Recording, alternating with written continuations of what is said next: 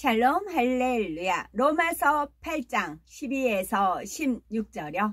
그러므로 형제들아, 우리가 빚진 자로 내 육신에게 져서 육신대로 살 것이 아니니라. 너희가 육신대로 살면 반드시 죽을 것이로되 영으로서 몸의 행실을 죽이면 살리니, 무릇 하나님의 영으로 인도함을 받는 사람은 곧 하나님의 아들이라.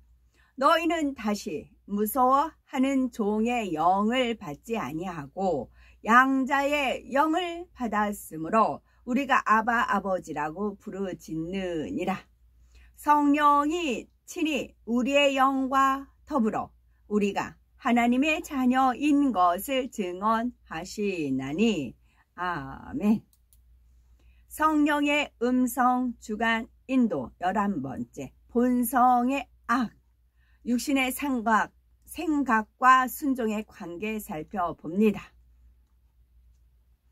성령의 음성을 밝히 듣기 위해서 버려야 할 양심의 악과 악에 이어서 본성의 악과 육신의 생각과 순종의 관계에 대해서 설명하겠습니다. 육신의 생각 셋째 단계인 의와 틀에서 나오는 육신의 생각은 대체로 마음 깊은 곳의 악에서 나옵니다. 따라서 성령의 음성을 밝히 들으려면 양심의 악, 본성의 악 등 마음 깊은 곳에 숨어 있는 악까지 찾아내서 버려야 하지요. 양심의 악을 설명한 데 이어서 본성의 악에 대해서 말씀드립니다. 첫째, 본성의 악이란, 본성은 마음의 근본 성질입니다. 사람은 태어날 때부터 선과 악이 섞여 있는 본성을 타고납니다.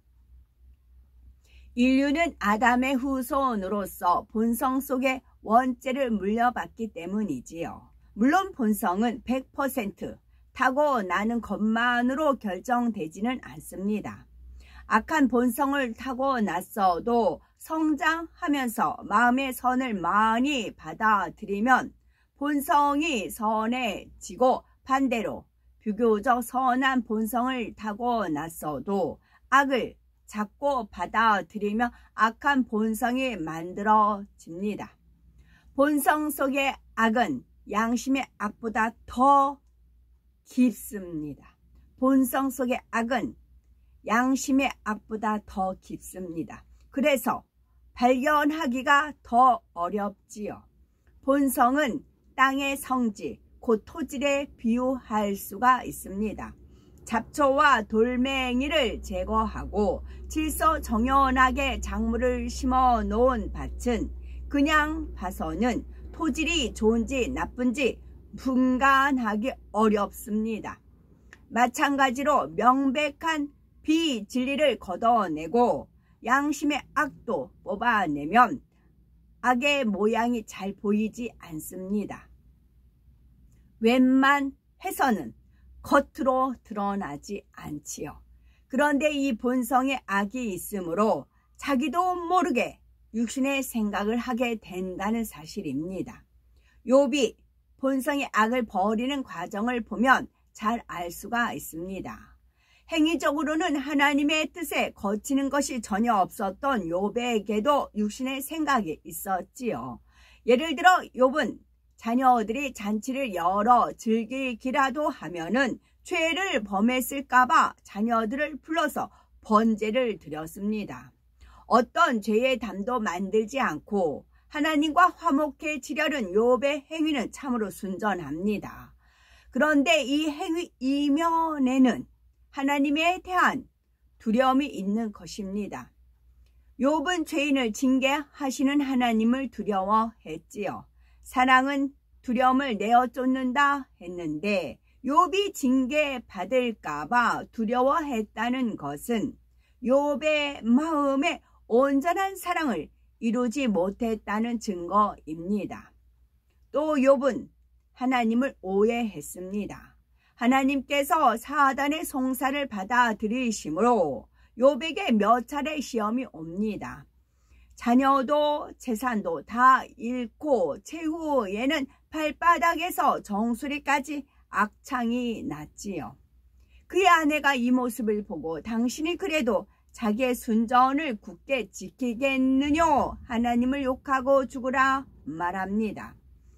욥은 위로받아야 할 아내에게 오히려 굴욕을 당하면서도 입술로 죄를 범하지 않지요. 그런데 그의 말을 들어보면 하나님을 오해하고 있음을 알 수가 있습니다.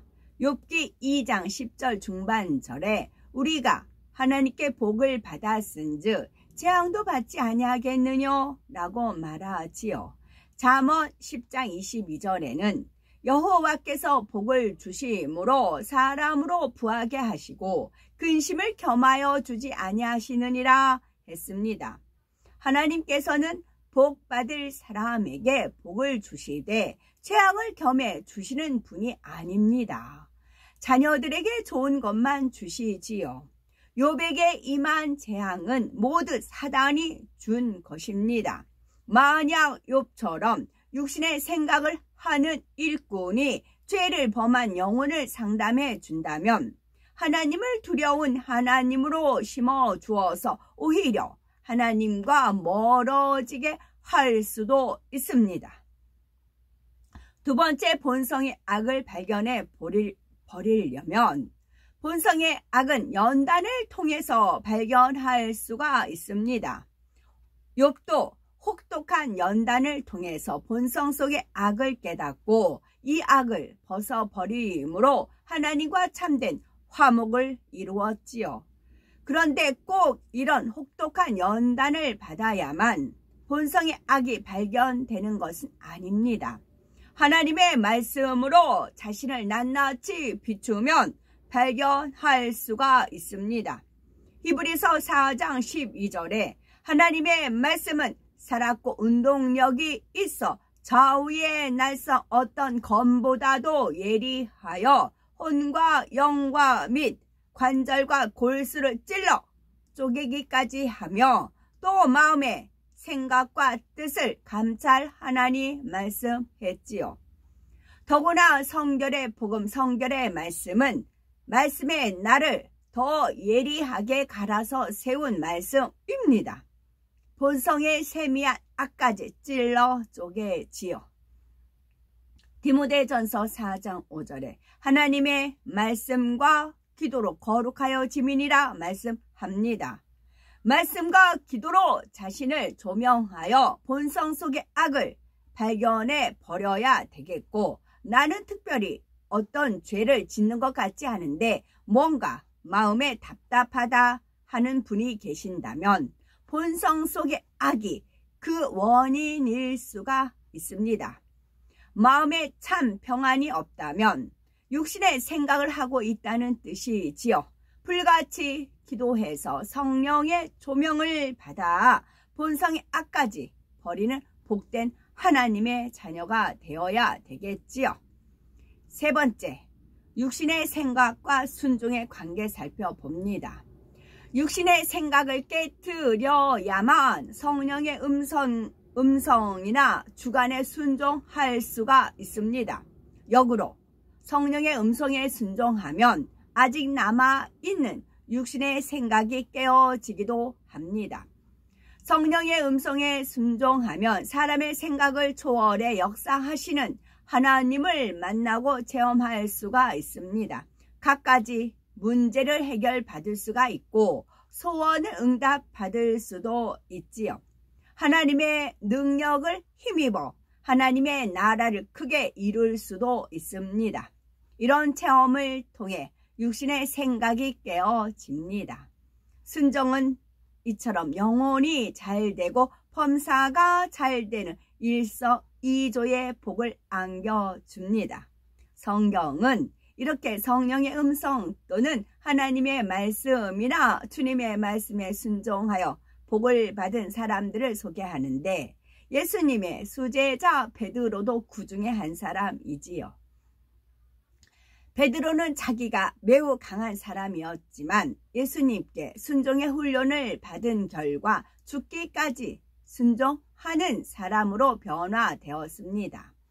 가는 곳마다 성령의 역사를 베풀며 수많은 사람에게 복음을 전했지요. 베드로가 육신의 생각을 깨트리고 순종했을 때 어떤 축복을 받았는지, 또 어떤 과정을 통해 육신의 생각이 깨어졌는지 말씀드립니다. 네 번째, 순종의 훈련을 통해서 육신의 생각을 깨트린 베드로입니다. 베드로는 이스라엘에서도 변두리에 위치한 갈릴리 호수에서 고기를 잡는 어부였지요. 그 당시 유대인들은 오랜 세월 동안 이방인의 압제에 시달렸습니다. 그런 만큼 현실을 뒤엎고 자신들을 구원할 메시아를 갈구했지요. 다윗 왕과 같은 힘있는 통치자, 정치적 메시아가 나타나기를 기다렸습니다. 베드로도 이런 유대인 중에 한 명이었지요. 예수님을 만나기 전에도 베드로는 메시아에 대해서 증거하는 세례 요한을 쫓았지요. 그러다가 형제 지간인 안드레의 인도로 예수님을 만나기는 했지만 처음부터 자신의 모든 것을 뒤로 하고 제자의 삶을 살기로 결단한 것은 아니었습니다. 누가복음 5장을 보면 베드로는 평소처럼 갈릴리 호수에서 고기를 잡고 있었지요. 그날은 밤새 씨름했는데도 고기가 잡히지 않았지요. 고기잡이를 마무리하려고 하는데 예수님께서 베드로의 배에 오르시더니 말씀을 증거하십니다. 그 다음 베드로에게 깊은 데로 가서 그물을 내려 고기를 잡으라 하셨지요. 이에 베드로가 밤새도록 수고했는데도 허탕 쳤는데 경험도 지식도 없는 예수님이 나보다 고기 잡는 법을 잘 아실 리가 없지 않은가? 이런 육신의 생각을 동원했다면 순종할 수 없었을 것입니다. 그러나 그는 자신의 지식과 경험을 뒤로 하고 생각의 문을 열었습니다. 예수님 말씀에 순종했지요. 그러자 그물이 찢어질 정도로 고기가 잡혔습니다. 이를 본 베드로는 주여 나를 떠나소서 나는 죄인이로소이다 라고 고백합니다. 드디어 예수님을 향해 마음을 활짝 연 것이지요. 이로써 모든 것을 버리고 예수님의 제자가 되기로 결심합니다. 주님을 마음에 영접한 사람에게는 반드시 변화가 따릅니다. 먼저 죄를 진심으로 회개하고 죄에서 떠나기 위해 노력하지요. 베드로가 주여 나를 떠나소서 나는 죄인이로소이다 라고 고백한 것은 자신의 죄를 진심으로 인정했다는 뜻입니다. 이렇게 죄를 인정할 때 중심의 회개가 나오지요. 그 다음에는 죄에서 떠나야 하고 주님께 생명을 빚졌으니 생명 다해 충성해야 합니다. 베드로는 예수님의 제자가 된 후에도 여러 차례 순종 테스트를 거쳤습니다. 마태복음 17장을 보면 하루는 성전세를 걷는 사람들이 베드로를 찾아와서 예수님과 베드로의 성전세를 요구했습니다. 이 상황을 아신 예수님께서는 베드로에게 바다에 가서 낚시를 던져 가장 먼저 잡히는 고기의 입을 열면 돈 한 세개를 얻을 것이라고 일러주시며 그것을 나와 너를 위하여 주라 명하시지요. 베드로는 그 말씀에 순종해서 한 세개를 얻음으로 이 시험을 쉽게 통과합니다. 그런데 예수님께서는 놀랍게도 베드로가 상황을 설명하기 전에 이미 알고 계셨지요. 베드로가 여쭙기도 전에 어떻게 대처해야 하는지 바로 그 답을 주셨지요. 이처럼 성령께서도 우리의 형편을 훤히 다 아십니다. 어떻게 하면 원하는 것을 얻을 수 있는지 그 길을 잘 아시지요. 그러므로 모든 필요를 성령께 구하고 오직 주관하시는 대로 순종하여 범사에 응답받는 우리가 되셔야 되겠습니다. 끝으로 예수님의 수제자답게 순종을 잘하는 베드로였지만 육신의 생각을 동원하여 순종하지 못할 때도 있었습니다. 물 위를 걸어오시는 예수님을 보고 주여 만일 주시어든 나를 명하사 물 위로 오라 하소서 청하는 베드로에게 예수님께서 오라 하시자 베드로는 배에서 내려서 물 위를 걷기 시작했지요.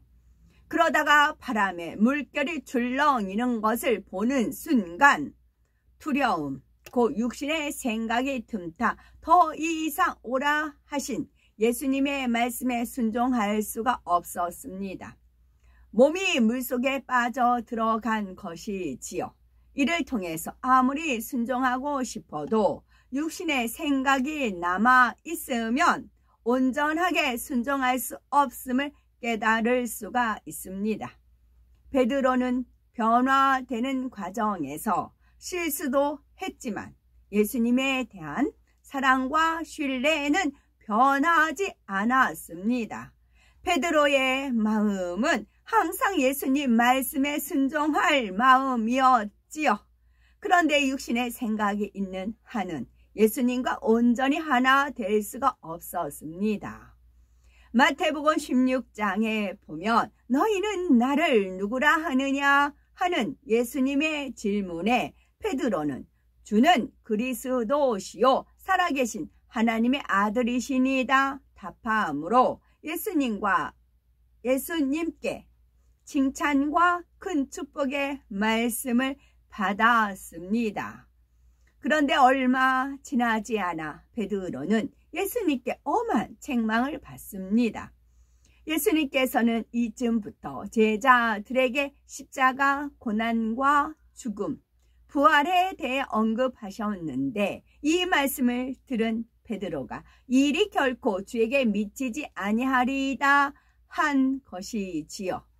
이에 예수님께서는 사단아 내 뒤로 물러가라. 너는 나를 넘어지게 하는 자로다. 네가 하나님의 일을 생각지 아니하고 도리어 사람의 일을 생각하는도다 하고 베드로를 엄하게 책망하셨지요.